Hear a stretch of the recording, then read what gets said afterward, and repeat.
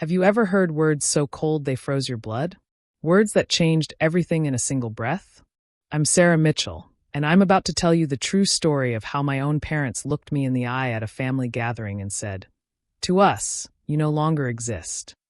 Just 2 weeks ago, I was their beloved daughter, the one they called their pride and joy. But on that autumn evening, surrounded by relatives holding champagne glasses, I became invisible. A ghost in my own family. What did I do to deserve this? The answer will shock you. Because I didn't steal. I didn't lie. I didn't commit any crime.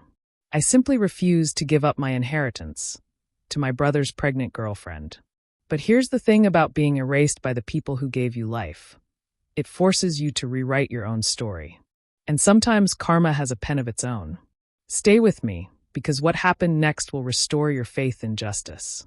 But before we continue, if you love stories about justice, karma, and standing up for yourself, hit that subscribe button right now for sweet revenge and karma. We share real stories about people who refused to be victims and came out stronger on the other side. Ring that notification bell too, because you won't want to miss what happens next in this story. Now, let's go back to the beginning.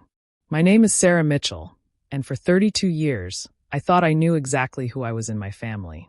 I was the eldest child, the responsible one, the daughter who never caused trouble, who made my parents proud, who did everything right. My childhood in Portland, Oregon was picture perfect on the surface. My father, Richard Mitchell, was a successful commercial real estate developer. My mother, Patricia, was a former interior designer who had devoted herself to raising me and my younger brother, Tyler. From the outside, we looked like the American dream. A beautiful colonial house in the suburbs, family vacations to Hawaii, Christmas cards with all of us wearing matching sweaters. But here's what those Christmas cards never showed. I was always the one working twice as hard for half the praise. When I got straight A's in high school, my parents nodded approvingly. When Tyler scraped by with C's, they threw him a party for trying his best. When I got into Stanford University on a partial scholarship, working 2 jobs to cover the rest, my dad said, "That's nice, honey." When Tyler got into community college, they bought him a brand new car to support his independence. I told myself it didn't matter. I told myself I wasn't competing with my brother. I was building my own life, my own success. And I did. I graduated with honors from Stanford with a degree in business administration. I worked at a Fortune 500 company for 3 years, climbing the corporate ladder. Then, at 28, I took a leap and started my own marketing consulting firm. It was terrifying. I maxed out my credit cards. I worked 16-hour days. I ate ramen noodles for dinner more times than I could count. But slowly, steadily, my business grew. Within 4 years, I had 12 employees and contracts with major brands. I was finally financially stable. I bought my own townhouse. I was proud of what I'd built with my own 2 hands. Meanwhile, Tyler bounced from job to job. He tried being a personal trainer, then a cryptocurrency investor, then a social media influencer. Each venture lasted about 6 months before he got bored or frustrated and moved on to the next shiny opportunity. And through it all, my parents supported him. Financially, emotionally, unconditionally. Tyler's still finding himself, my mother would say. He's an entrepreneur at heart, my father would add. Just like you, Sarah. Except we weren't alike at all. I built something real. Tyler built castles in the air. But I swallowed my resentment. I smiled at family dinners. I gave Tyler business advice he never followed. I played the role of the supportive older sister because that's what good daughters do. Then, 6 months ago, everything started to change. My grandmother, Helen Mitchell, passed away last spring at the age of 87. Grandma Helen was my hero.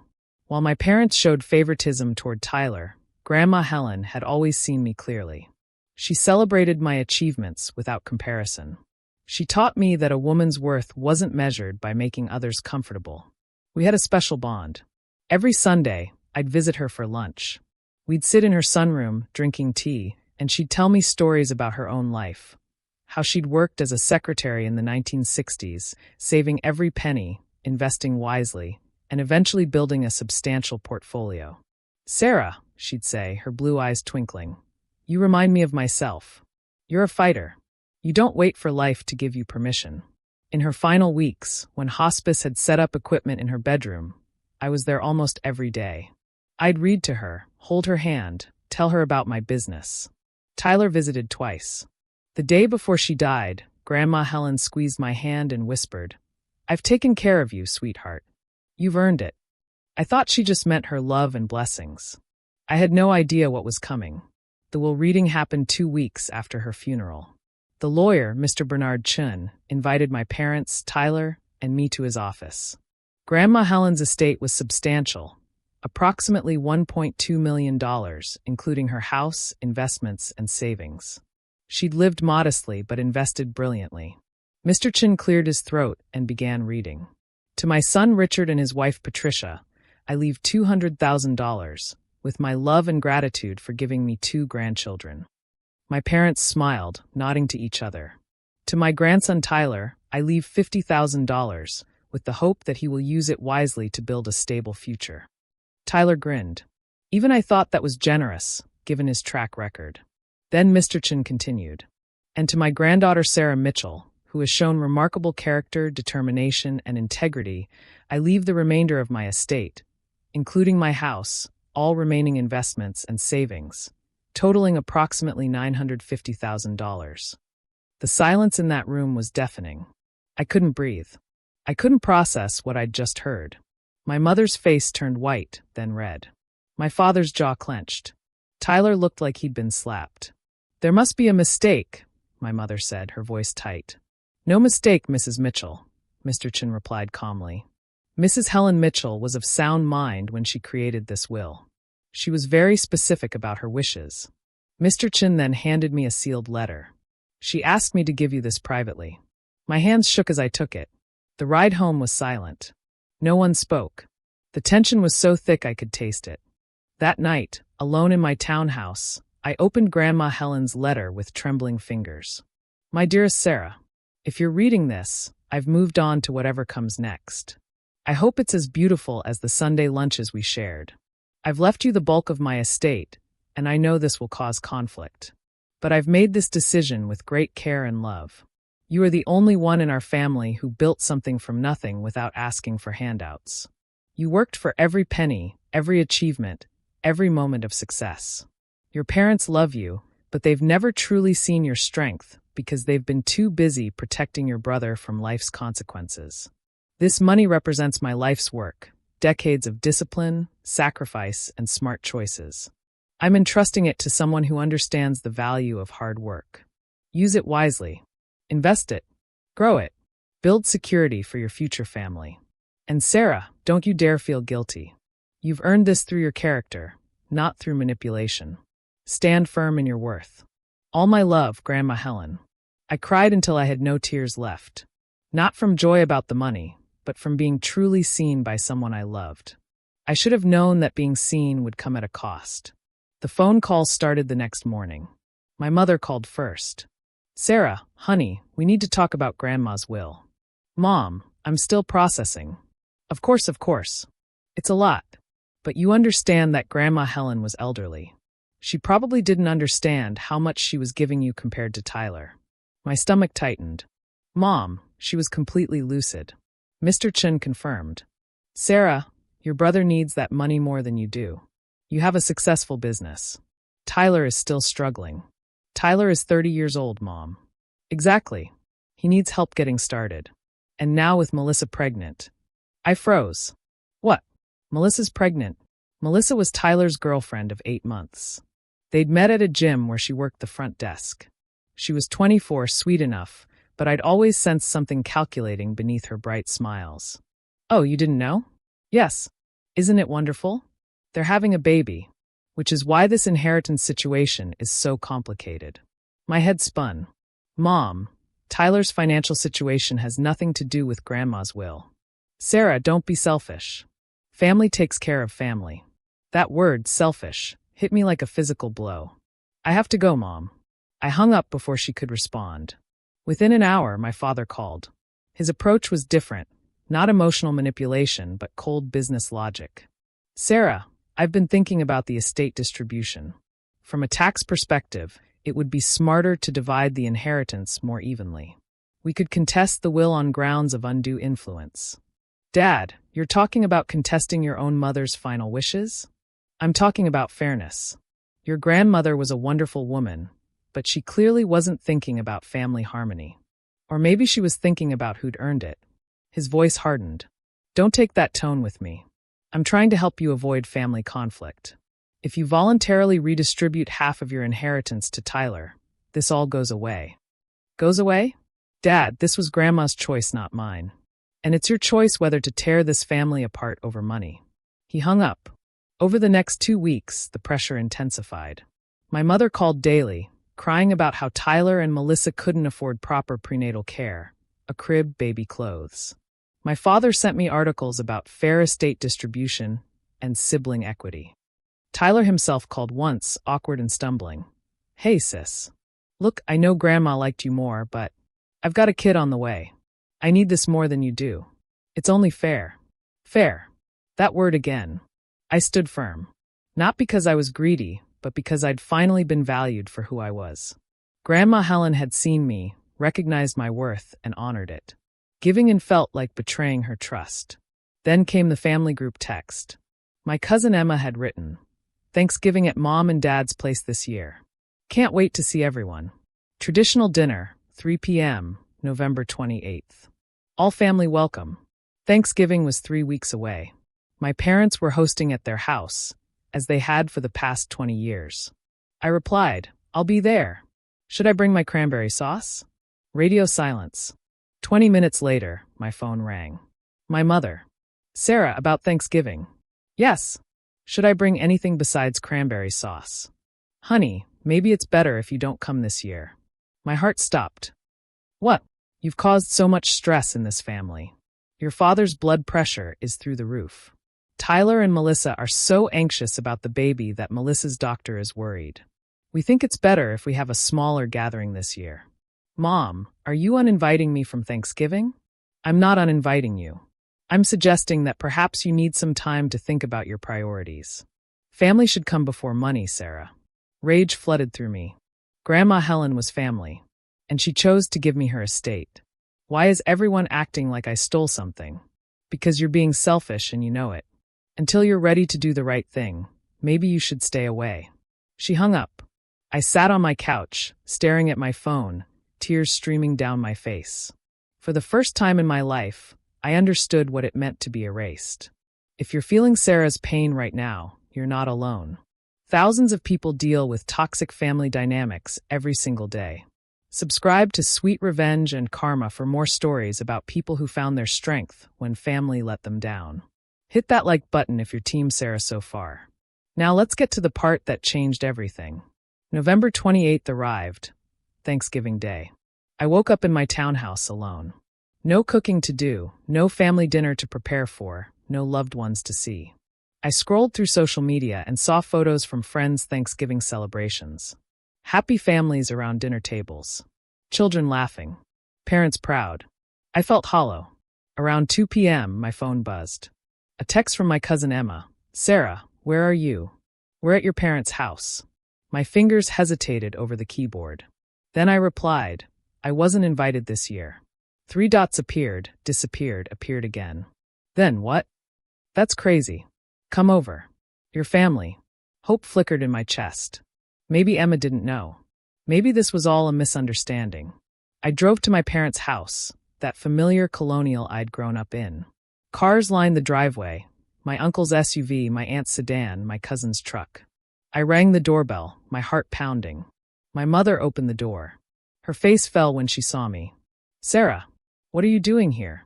Emma texted me. She said, Emma shouldn't have done that. My mother's voice was cold. I told you this wasn't a good time. Behind her, I could see my relatives in the living room. My father standing by the fireplace. Tyler and Melissa on the couch, her hand resting on her small baby bump. My aunts, uncles, cousins, all of them. They were all staring at me. Mom, please. It's Thanksgiving. Can we just... You want to come in? Fine. Come in. Her voice had an edge I'd never heard before. I stepped inside. The warmth of the house, the smell of turkey and stuffing, the sounds of family, it all felt surreal, like I was watching a movie of my own life. My mother didn't offer to take my coat. She walked to the center of the living room and raised her voice. Everyone, Sarah has decided to join us after all. Even though she's been tearing this family apart over money. The room went silent. Mom, that's not fair. My father stood up, his face stern. No, Sarah. You want to be here? Then let's talk about what's fair. Let's talk about how you've put your inheritance before your brother's child. Your own niece or nephew. Melissa started crying softly. Tyler put his arm around her protectively. My cousin Emma stepped forward. Wait, what's going on? I don't understand. My mother explained, her voice dripping with wounded dignity. My mother-in-law left Sarah nearly $1 million. She left Tyler, who has a baby on the way, only $50,000. And Sarah refuses to share with her brother. Gasps around the room.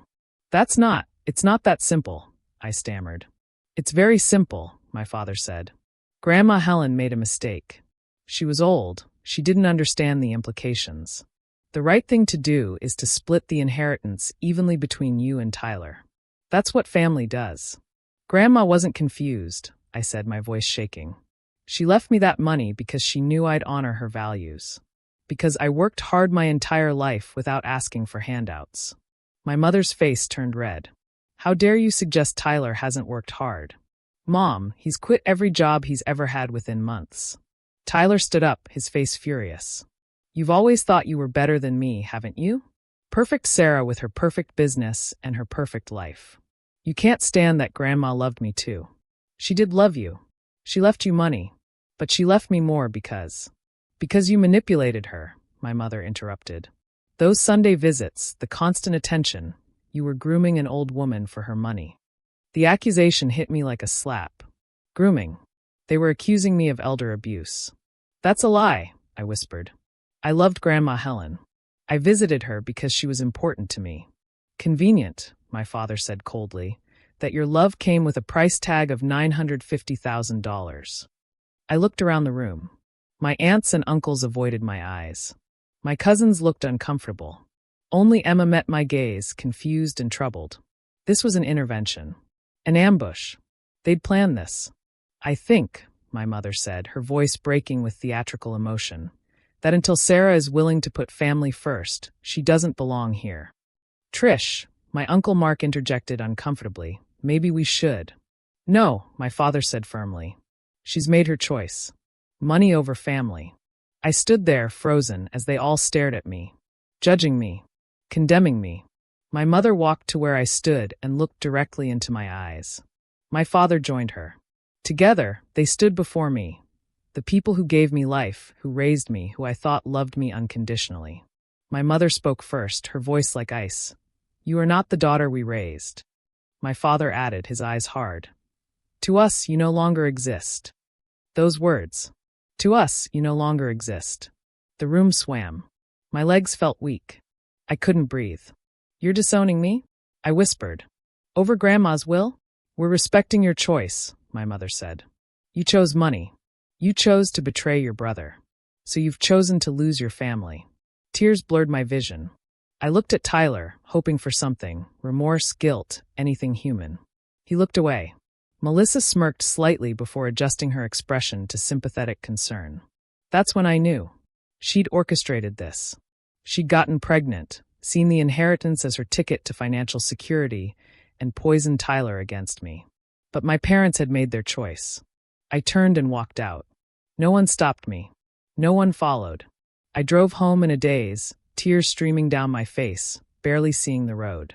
When I got home, I collapsed on my couch and sobbed. Great, heaving sobs that came from somewhere deep and primal. I cried for the family I'd lost. For the daughter I'd tried so hard to be. For the grandmother who loved me but whose love had cost me everything else. That night I made a decision. If they wanted to erase me, fine. I'd disappear. But I'd build something they could never erase. The weeks after Thanksgiving were the darkest of my life. I spent Christmas alone in my townhouse, watching holiday movies and eating takeout Chinese food. I posted nothing on social media. I ignored the few texts from distant relatives asking where I was. My parents made it clear to the extended family that I'd chosen money over family and had disrespected Grandma Helen's memory by refusing to share. The narrative was set. I was the villain in their story. But here's the thing about hitting rock bottom. There's nowhere to go but up. In January, I did 3 things that changed my trajectory. First, I sold Grandma Helen's house. It was a beautiful Victorian in a desirable neighborhood, and it sold for $480,000. The money went into my investment account. Second, I used part of the inheritance to expand my marketing business. I hired 4 new employees, rented a larger office space, and invested in new technology.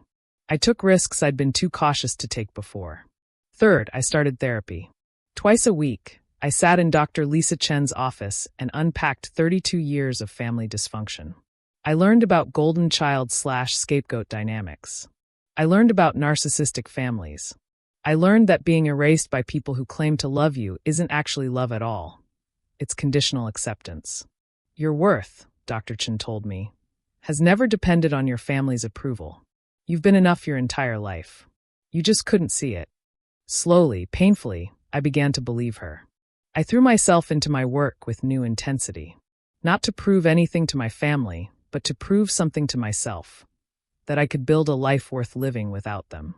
By March, my company landed its biggest contract yet, a 6-month marketing campaign for a national retail chain worth $300,000. By June, we'd completed it so successfully that they renewed for another year. Revenue doubled, then tripled. I paid my employees well. I mentored young women starting their careers. I donated to causes Grandma Helen had cared about: women's education scholarships, senior centers, financial literacy programs. I made friends, real friends who chose me without obligation or blood ties. I dated a wonderful man named Marcus, a high school teacher with kind eyes and a steady heart. I traveled to Italy, something I'd always dreamed of but never prioritized. I lived. Meanwhile, radio silence from my family. No birthday call in August. No acknowledgement that I existed. It hurt, but the hurt was getting quieter. Then in September, 10 months after I was erased, my phone rang with a number I didn't recognize. Hello, Sarah? It's Emma. My cousin. The one who'd texted me to come to Thanksgiving. Emma. Hi. My voice was cautious. I need to talk to you. Can we meet for coffee? Something in her tone made me agree. We met at a cafe downtown. Emma looked tired, troubled. I'm sorry I haven't called before now, she said. I've felt terrible about what happened at Thanksgiving. I didn't know they were planning to ambush you like that. It's okay, I said, meaning it.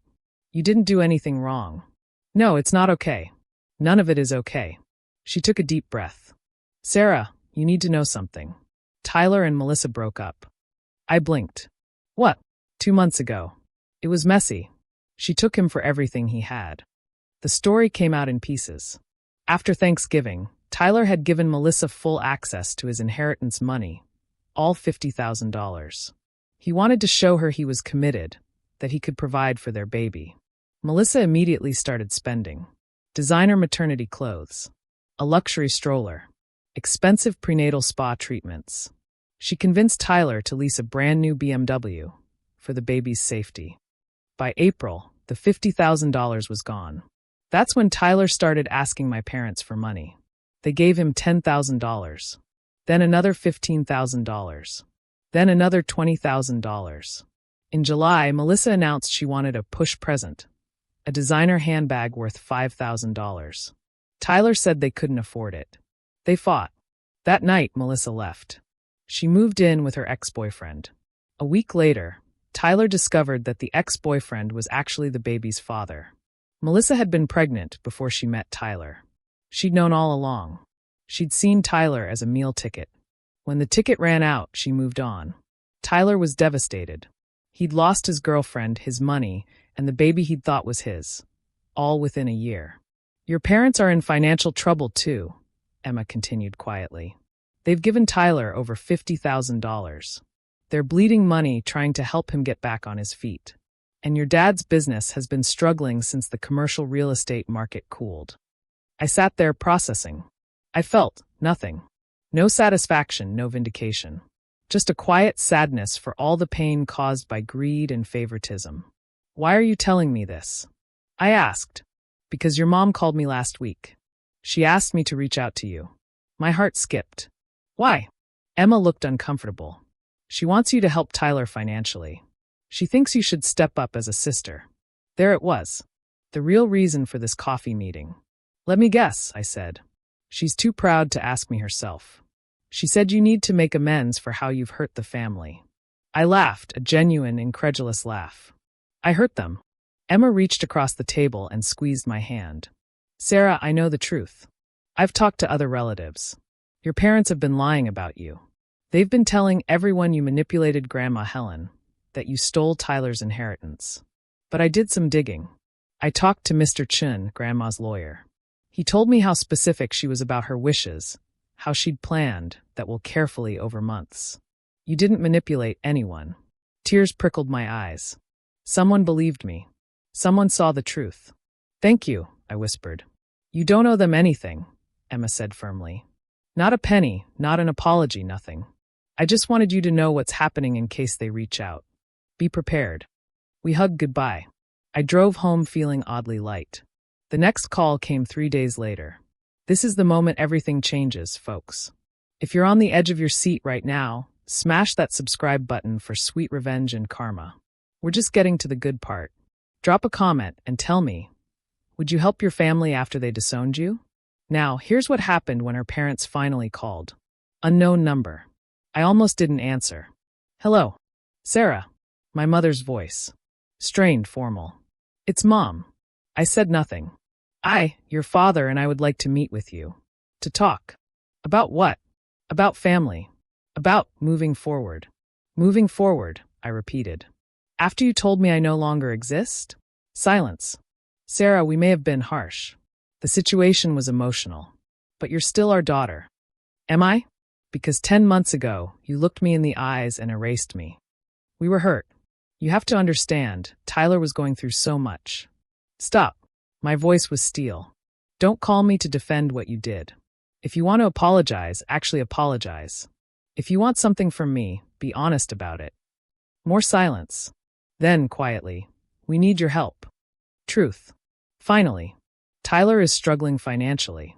The business your father and I have been running is facing some challenges.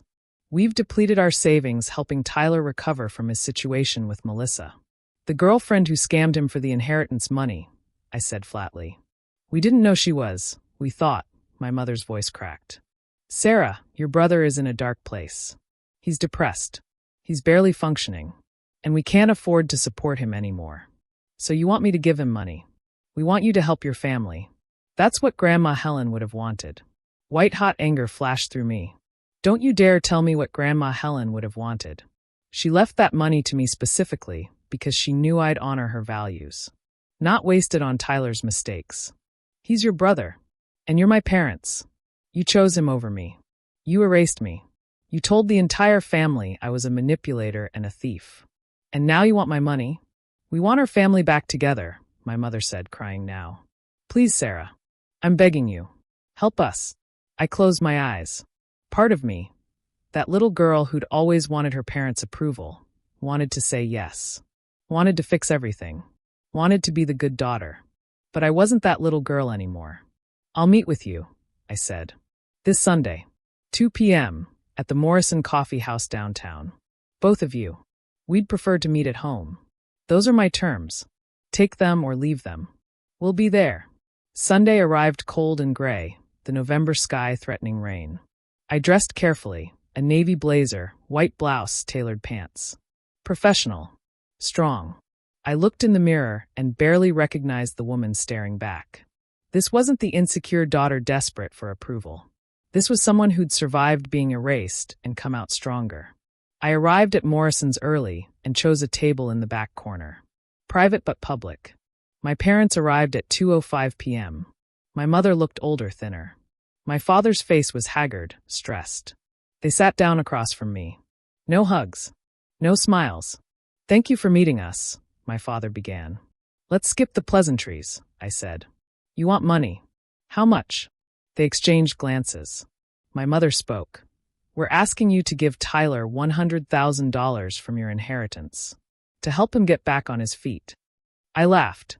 Actually laughed. $100,000. For what? He needs to pay off debts. Credit cards. The car lease Melissa stuck him with. He needs to get his own apartment, start fresh.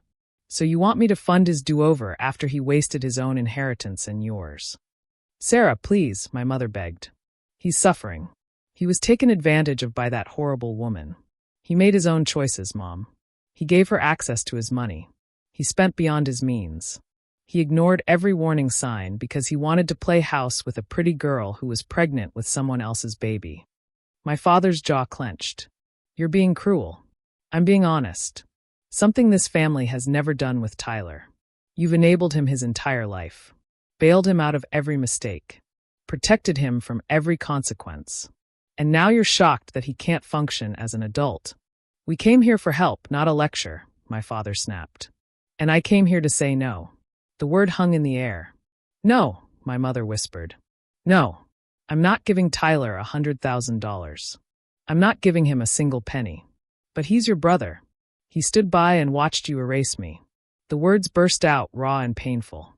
He let his girlfriend orchestrate my exile from this family. He said nothing when you accused me of elder abuse. He benefited from painting me as the villain. And now he wants my help. Tears streamed down my mother's face. Sarah, we're sorry. We were wrong about you. We should have. Should have what? Believed me? Trusted that your own mother knew what she was doing when she wrote her will? Treated me like I mattered. Yes, my mother sobbed. Yes, all of that. We're sorry. Please, if you could just. I can't. My voice was firm but not cruel. Because if I give Tyler money now, nothing changes. He doesn't learn. You don't learn. This cycle just continues forever, with me funding his mistakes while you enable them. My father stood abruptly. So you're going to let your brother lose everything? His apartment, his car, his dignity? No, Dad. He's going to lose those things because of his own choices. Not because of mine.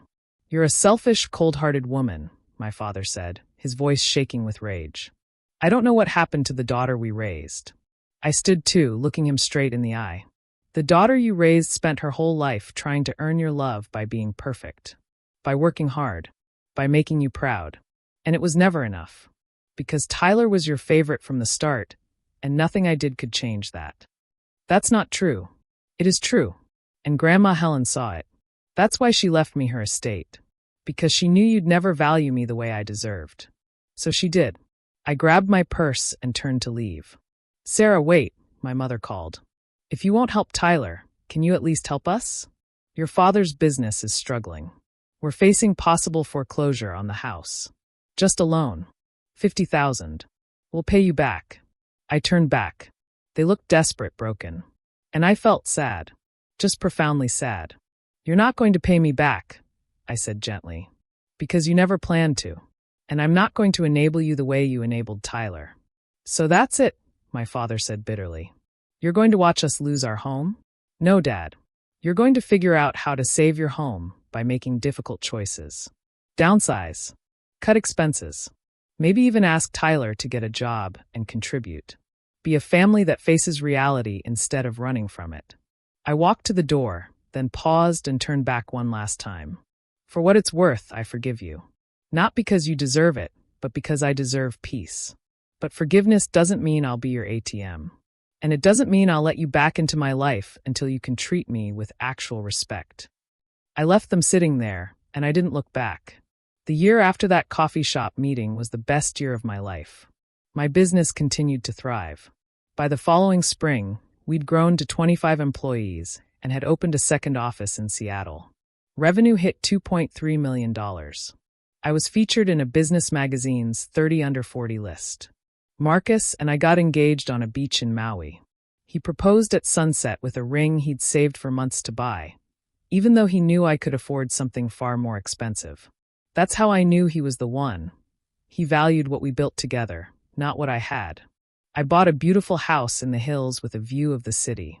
I adopted a rescue dog named Helen, after my grandmother. I planted a garden. I lived the life Grandma Helen had envisioned for me. Through Emma, I heard occasional updates about my family. My parents had downsized to a smaller house. Tyler had finally gotten a stable job as a sales manager at a tech company. Not glamorous, but steady. He'd started therapy and was, according to Emma, actually dealing with his issues for the first time. My parents never called again. Neither did Tyler. Part of me expected them to. Part of me hoped they'd do the work, have the realizations, and reach out with genuine apologies. They didn't. And slowly, I realized I was okay with that. The wound they'd inflicted had healed, leaving a scar but not an open injury.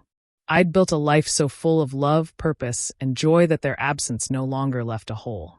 Then, in October, almost 2 years after that Thanksgiving, Emma called. "Sarah, I need to tell you something before you hear it from someone else." My stomach dropped. "What happened?" "Your dad had a heart attack last week. He's okay, he's recovering, but it was serious. He's in the hospital."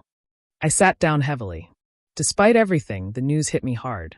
"Is he going to be okay?" "The doctors say yes, with lifestyle changes." "But Sarah, he's been asking for you. He wants to see you." "What does Mom say?" Emma hesitated. "She says it's up to you. That she'd understand if you didn't come." I thought about it for 2 days. Marcus said he'd support whatever I decided. Dr. Chun, my therapist, reminded me that I didn't owe them anything, but that closure might be worth pursuing if I felt emotionally ready. On the 3rd day, I drove to the hospital. My father looked small in that hospital bed, hooked up to machines that beeped steadily. His face was gray, his body diminished. My mother sat in the chair beside him. She looked up when I entered, and her eyes filled with tears. "Sarah," she whispered. "You came." I nodded, unable to speak. My father's eyes opened. He saw me and something crumbled in his expression. Relief, regret, sorrow all at once. "Sarah," he said, his voice weak. "My girl." I approached the bed slowly. "Hi, Dad." "I'm sorry." The words came out broken. "I'm so sorry for what we did to you." My mother stood and reached for my hand. I let her take it. "We were wrong," she said, tears streaming down her face. "About everything. The way we treated you, the things we said, choosing money and Tyler over you. We were so wrong. The heart attack made me think," my dad continued, "about my life, about what matters. And I realized I've been a coward and a failure as a father." "Dad." "No, let me finish." He struggled to sit up slightly. "You were the child who never needed us. You were so strong, so capable. And instead of celebrating that, we took you for granted. We poured everything into Tyler because he always needed rescuing. And we convinced ourselves that was love. But we didn't see that you needed us too," my mother added. "In different ways. You needed us to see you, to celebrate you, to defend you. And we failed." I felt tears sliding down my own cheeks now. "When Grandma Helen left you that money," my father said, "I was jealous. Jealous that my own mother saw something in you that I'd been too blind to see.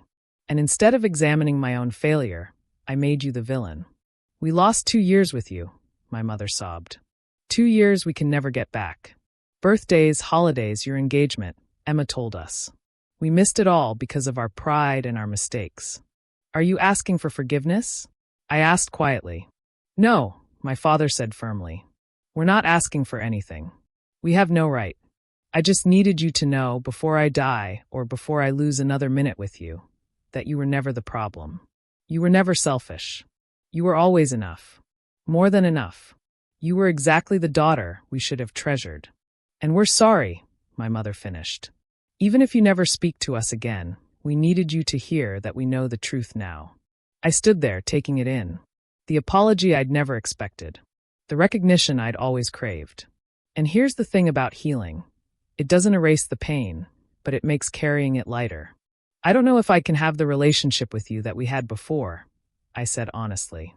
"Too much has happened. Too much trust was broken." "We understand," my father said. "But," I continued, "I'm willing to try to build something new. Something real. Not based on who I used to be or who you wanted me to be, but on who I actually am." My mother's face lit up with desperate hope. "We'll do anything. Therapy, family counseling, whatever it takes." "Then that's where we start," I said. "With therapy. With honest conversations. With you actually treating me as an equal, not as a bank account or a disappointment." "Done," my father said immediately. "Whatever you need." We talked for another hour. They asked about my business, my engagement, my life. Really asked, really listened. It was strange and uncomfortable and hopeful all at once. When I left, my mother hugged me tightly. "Thank you for giving us a chance we don't deserve." Everyone deserves a chance to do better, I said. Even if it takes a heart attack to wake them up. 2 weeks later, Tyler called. Sarah, it's Tyler. Hi. My voice was cautious. I heard you visited Dad in the hospital. That you're talking to them again. Slowly. We're working on it. Silence. Then, I need to apologize to you. For everything. Okay. I was jealous of you my whole life, he said, his voice thick with emotion. You were smart and successful, and you did everything right. And I was the screw-up. Mom and Dad gave me money and support, but what they really gave you was their expectations. And I resented you for meeting them. Tyler, when Melissa came along, she made me feel like I was finally winning at something. She was beautiful, pregnant, choosing me. And when Grandma left you that inheritance, Melissa saw an opportunity. She played me, and I let her because I wanted so badly to be the victim for once. To have you be the bad guy instead of me. I know, I said softly. I'm working on myself now. Therapy, a steady job, taking responsibility. I'm not asking you to forgive me or give me money or anything. I just needed you to know that I see what I did. And I'm ashamed. Tyler, I appreciate that. Is there any chance we could be siblings again? Eventually. I thought about it. Maybe. If you keep doing the work. If you can respect boundaries and treat me like an equal instead of a resource. I will. I promise I will. Then maybe someday, yes. We hung up, and I felt something shift. Not forgiveness yet, but the possibility of it.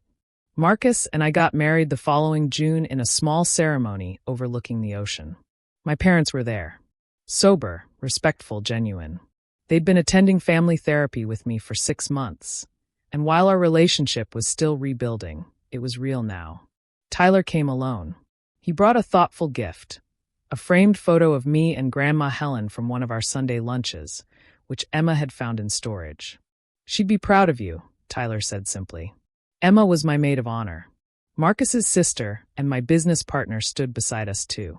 As I said my vows to Marcus, I looked out at the small gathering of people who'd chosen me, who'd earned their place in my life, and who I'd earned my place in theirs. No relationship based on obligation. No love with conditions attached. Just real, hard-won, honest connection. That night, at the reception, my father stood to give a toast. I'm going to keep this brief, he said, his voice emotional. 2 years ago, I told my daughter she didn't exist to me. I said words I can never take back. Words that haunt me every day. The room went silent. But Sarah exists. She always has. And she built a beautiful life not because of her family, but in spite of us. She is the strongest, most resilient person I know. And Marcus, you're the luckiest man alive because you didn't inherit our damage. You get the version of Sarah who rose from the ashes and became who she was always meant to be. He raised his glass. To Sarah, my daughter, who taught me that love without respect isn't love at all, and who gave me the gift of a second chance I never deserved. I cried. Marcus held me. My mother hugged me, and I felt finally complete. Not because my family had validated me, but because I'd validated myself. It's been 3 years since that Thanksgiving when my parents erased me. My relationship with them is cordial now, careful. We have dinner once a month. We text occasionally. It's not the relationship I once dreamed of, but it's honest. Tyler and I are slowly rebuilding. He met someone new, a kind, grounded woman who works as a teacher. They're taking things slow. He stayed at his job, paid off his debts, and is actually growing up. My business is thriving. Marcus and I just found out we're expecting our first child. A girl. We're naming her Helen. Grandma Helen's inheritance didn't just give me financial security. It gave me something infinitely more valuable. Permission to value myself even when others didn't. Here's what I learned from being erased. Your worth is not determined by people who refuse to see it, even if those people are family. Money doesn't corrupt people, it reveals who they already are. Sometimes the greatest inheritance isn't wealth, but the wisdom to know your own value. And the sweetest revenge isn't hurting those who hurt you. It's building a life so beautiful that their absence doesn't diminish it. I exist. I've always existed. And now, finally, I exist on my own terms. Thank you for listening to Sarah's story. If it resonated with you, if you've ever been undervalued by the people who should have loved you most, I want you to know something.